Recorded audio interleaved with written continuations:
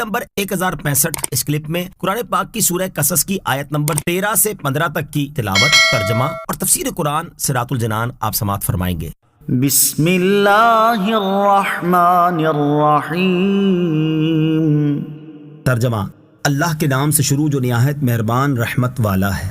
فرددناہ الی امہ کی تقر عینها ولا تحزن ولتعلم ان وعد اللہ حق وَلِتَعْلَمَ أَنَّ وَعْدَ اللَّهِ حَقٌّ وَلَكِنَّ أَكْثَرَهُمْ لَا يَعْلَمُونَ۔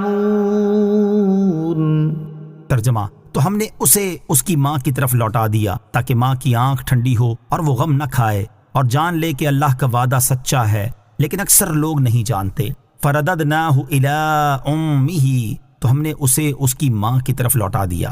ارشاد فرمایا کہ ہم نے حضرت موسیٰ علیہ السلام کو ان کی ماں کی طرف لوٹا دیا تاکہ بچے کو پا کر ماں کی آنکھ ٹھنڈی ہو اور وہ اپنے فرزند کی جدائی کا غم نہ کھائے اور وہ جان لے کہ اللہ تعالیٰ کا وعدہ سچا ہے، لیکن اکثر لوگ یہ بات نہیں جانتے اور اس سے متعلق شک میں رہتے ہیں۔ حضرت موسیٰ علیہ السلام اپنی والدہ کے پاس دودھ پینے کے زمانے تک رہے اور اس عرصے میں فرعون انہیں ایک اشرفی روز دیتا رہا۔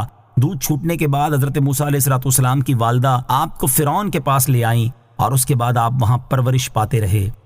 وَلَمَّا بَلَغَ أَشُدَّهُ وَاسْتَوَىٰ آتَيْنَاهُ حُكْمًا وَعِلْمًا وَكَذَٰلِكَ نَجْزِي الْمُحْسِنِينَ۔ ترجمہ، اور جب موسیٰ اپنی جوانی کو پہنچے اور بھرپور ہو گئے تو ہم نے اسے حکمت اور علم عطا فرمایا اور ہم نیکوں کو ایسا ہی صلہ دیتے ہیں۔ وَلَمَّا بَلَغَ أَشُدَّهُ وَاسْتَوَىٰ، اور جب اپنی جوانی کو پہنچے اور بھرپور ہو گئے۔ گزشتہ آیات میں حضرت موسیٰ علیہ السلام کی ولادت اور ان کی غیبی حفاظت کا بیان تھا۔ اب اس آیت مبارکہ سے آپ علیہ السلام کی جوانی کے کچھ احوال بیان کیے جا رہے ہیں کہ جب آپ علیہ السلام کی عمر شریف 30 سال سے زیادہ ہو گئی تو اللہ عز و جل نے آپ علیہ السلام کو علم و حکمت سے نوازا۔ یہاں حضرت موسیٰ علیہ السلام کو علم لدنی ملا تھا جو استاد کے واسطے کے بغیر آپ کو عطا ہوا، جیسا کہ آتیناہ فرمانے سے معلوم ہوا، اور یہ علم آپ علیہ السلام کو نبوت عطا کیے جانے سے پہلے دیا گیا۔ اور یہ بھی یاد رہے کہ یہاں حکم اور علم سے مراد نبوت نہیں، کیونکہ حضرت موسیٰ علیہ السلام کو نبوت تو مدین سے مصر آتے ہوئے راستے میں عطا ہوئی۔ نیز حضرت موسیٰ علیہ السلام شروع سے ہی صالح، نیک، متقی، پرہیزگار تھے۔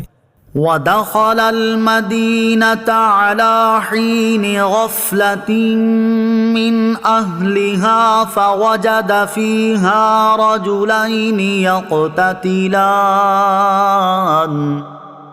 هَٰذَا مِن شِيعَتِهِ وَهَٰذَا مِنْ عَدُوِّهِ فَاسْتَغَاثَهُ الَّذِي مِن شِيعَتِهِ عَلَى الَّذِي مِنْ عَدُوِّهِ فَوَكَزَهُ مُوسَىٰ فَقَضَىٰ عَلَيْهِ قَالَ هَٰذَا مِنْ عَمَلِ الشَّيْطَانِ إِنَّهُ عَدُوٌّ مُضِلٌّ مُبِينٌ۔ ترجمہ، اور ایک دن موسیٰ شہر والوں کی دوپہر کی نیند کے وقت شہر میں داخل ہوئے، اس میں 2 مردوں کو لڑتے ہوئے پایا، ایک موسیٰ کے گروہ سے تھا اور دوسرا اس کے دشمنوں میں سے تھا۔ تو وہ جو موسیٰ کے گروہ میں سے تھا اس نے موسیٰ سے اس کے خلاف مدد مانگی، جو اس کے دشمنوں سے تھا تو موسیٰ نے اس کو گھونسا مارا تو اس کا کام تمام کر دیا۔ پھر فرمایا یہ شیطان کی طرف سے ہوا ہے، بے شک وہ کھلا گمراہ کرنے والا دشمن ہے۔ وَدَخَلَ الْمَدِينَةَ عَلَىٰ حِينِ غَفْلَةٍ مِّنْ أَهْلِهَا، اور شہر والوں کی نیند کے وقت شہر میں داخل ہوئے۔ آیت کے اس حصے سے متعلق یہاں 2 باتیں سماعت کیجیے۔ نمبر 1، حضرت موسیٰ علیہ السلام جس شہر میں داخل ہوئے اس کے بارے میں قول یہ ہے کہ وہ شہر منف تھا جو کہ مصر کی حدود میں واقع ہے۔ اس لفظ کی اصل مافا ہے، قبطی زبان میں اس لفظ کے معنی ہے 30۔ یہ وہ پہلا شہر ہے جو حضرت نوح علیہ السلام کی قوم پر طوفان کا عذاب آنے کے بعد آباد ہوا۔ اس سرزمین میں مصر بن حام نے اقامت کی۔ یہ اقامت کرنے والے کل 30 افراد تھے، اس لیے اس شہر کا نام مافا ہوا۔ پھر عربی زبان میں اسے منف پکارا جانے لگا۔ دوسرا قول یہ ہے کہ وہ شہر حابین تھا جو مصر سے 2 فرسنگ یعنی 6 میل کے فاصلے پر واقع تھا۔ تیسرا قول یہ ہے کہ وہ شہر عین شمس تھا۔ نمبر 2، شہر میں حضرت موسیٰ علیہ السلام کے پوشیدہ طور پر داخل ہونے کا سبب یہ تھا کہ جب حضرت موسیٰ علیہ السلام جوان ہوئے تو آپ نے حق کا بیان اور فرعون اور فرعونیوں کی گمراہی کا رد شروع کیا اور فرعونیوں کے دین کی ممانعت فرمائی۔ بنی اسرائیل کے لوگ آپ کی بات سنتے اور آپ کی پیروی کیا کرتے تھے۔ آہستہ آہستہ اس بات کا چرچا ہوا اور فرعونیوں نے آپ علیہ السلام کی تلاش شروع کر دی۔ اس لیے آپ جس بستی میں داخل ہوتے تو ایسے وقت داخل ہوتے جب وہاں کے لوگ غفلت میں ہوں۔ حضرت علی المرتضیٰ رضی اللہ تعالیٰ عنہ سے مروی ہے کہ جس دن حضرت موسیٰ علیہ السلام شہر میں داخل ہوئے وہ دن عید کا تھا اور لوگ اپنے لہو و لعب میں مشغول تھے، یعنی غفلت سے مراد سونا نہیں بلکہ ان کا کھیل تماشے میں مشغول ہونا تھا۔ فوجد فیہا رجلین یقتتلان، تو اس میں دو مردوں کو لڑتے ہوئے پایا، یعنی جب حضرت موسیٰ علیہ السلام شہر میں داخل ہوئے تو آپ نے اس میں دو مردوں کو لڑتے ہوئے پایا۔ ان میں سے ایک حضرت موسیٰ علیہ السلام کے گروہ بنی اسرائیل میں سے تھا اور دوسرا ان کے دشمنوں یعنی فرعون کی قوم قبطیوں میں سے تھا۔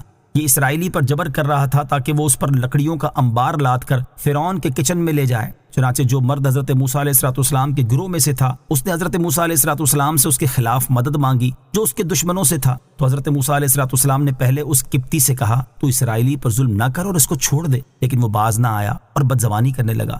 تو حضرت موسیٰ علیہ السلام نے اس کو اس ظلم سے روکنے کے لیے گھونسا مارا تو وہ گھونسا کھاتے ہی مر گیا۔ آپ علیہ السلام نے اسے ریت میں دفن کر دیا اور آپ کا ارادہ اسے قتل کرنے کا نہ تھا۔ پھر آپ علیہ السلام نے فرمایا اس قبطی کا اسرائیلی پر ظلم کرنا جو اس کی ہلاکت کا باعث ہوا یہ کام شیطان کی طرف سے ہوا ہے اور بے شک وہ کھلا گمراہ کرنے والا دشمن ہے۔ ایک قول یہ ہے کہ اس آیت میں ہذا سے اس قتل کی طرف اشارہ ہے جو حضرت موسیٰ علیہ السلام سے بلا ارادہ ہوا، یعنی قبطی کو قتل کرنے کا کام در حقیقت شیطان کی طرف سے ہوا۔ اس بات کی مزید وضاحت اگلی آیت کی تفسیر